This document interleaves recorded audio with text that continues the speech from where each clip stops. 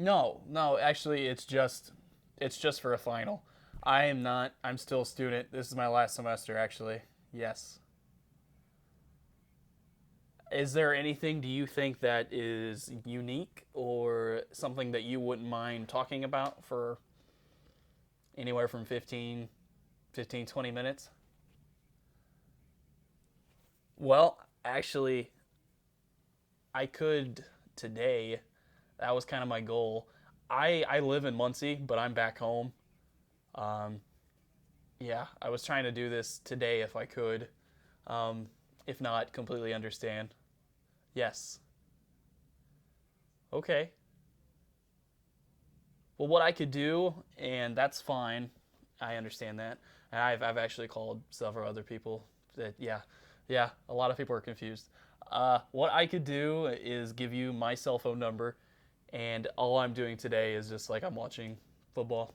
Uh, if you um, get any time and don't mind talking to a random stranger in front of a video camera, that, like I said, it wouldn't be for anything. Nobody would be seeing it. It would just be, it's more of practice for me.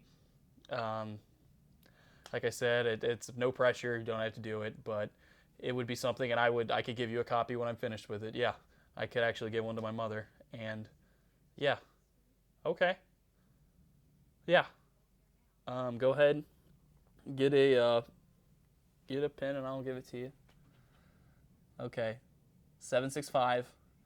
765-470-2120. Yes, that's completely fine. I just appreciate you letting me talk to you about it. Okay. Yeah. Okay. Alrighty. Well, thank you very much. Bye.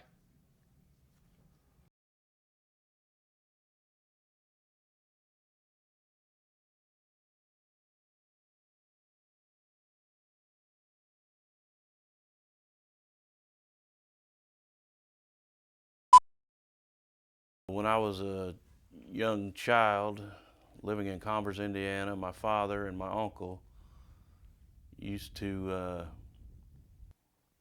would get old cars and build race cars.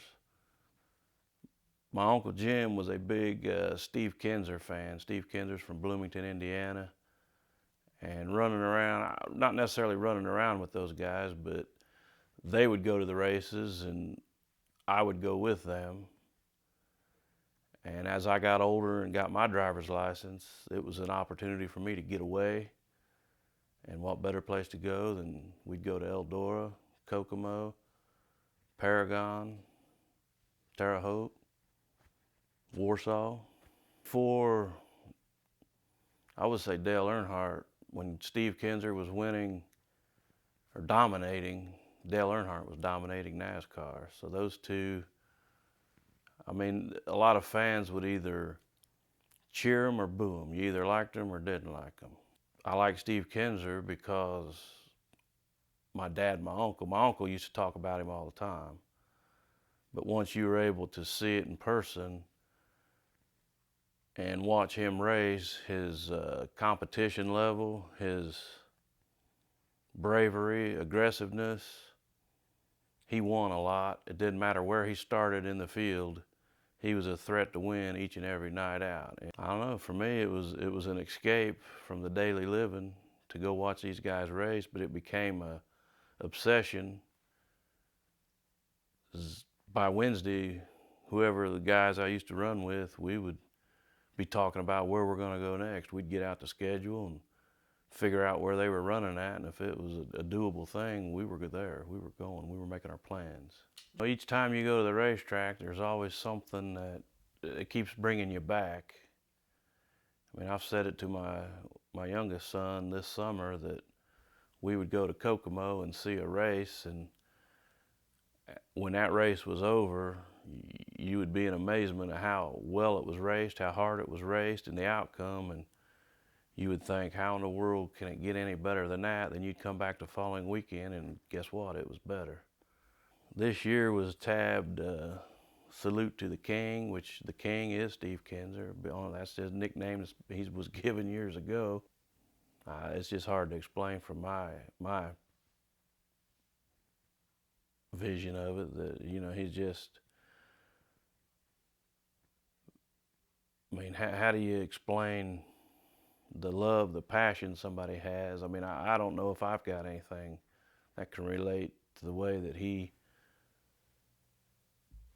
from what I see, the way that he would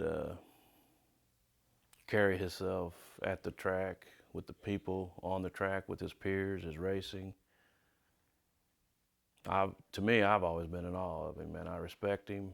He's the best, and I am fortunate enough to have witnessed it in my lifetime. What would I say to him?